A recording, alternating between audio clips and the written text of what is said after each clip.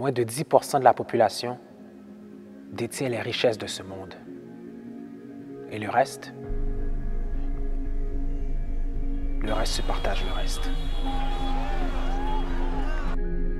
Les avancées technologiques des 100 dernières années ont beaucoup plus révolutionné notre monde que les siècles précédents.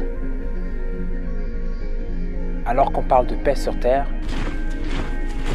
les forces mondiales sont armées pour détruire n'importe quel pays à n'importe quel moment.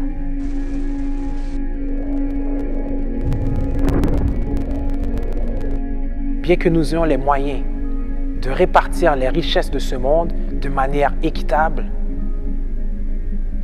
plusieurs renflouent leurs poches de millions et des milliers meurent parce qu'ils n'ont pas de quoi se nourrir. Quelqu'un peut-il faire quelque chose? Existe-t-il réellement un Dieu? Oui, Dieu existe. Et c'est en regardant les évidences de ce monde que nous pouvons le constater. Lorsque nous observons la plus petite cellule possible et que nous voyons la complexité de celle-ci, il devient improbable, voire même impossible de croire qu'elle a apparu là, toute seule, de nulle part. Lorsque nous jetons un regard sur l'univers, sur le système solaire, à savoir la façon dont les planètes tournent autour du Soleil et sur elles-mêmes, la manière dont elles se tiennent dans le vide, comme ça, à l'aide de rien. Eh bien tout cela, c'est Dieu qui l'a fait. Psaume 19, versets 2 à 4.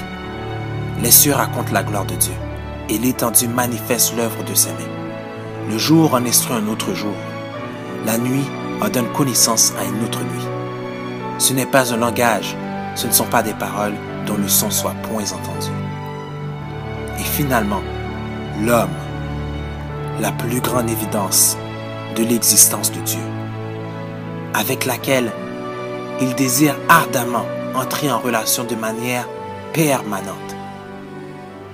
Mais s'il aime tant sa création, s'il aime tant l'homme,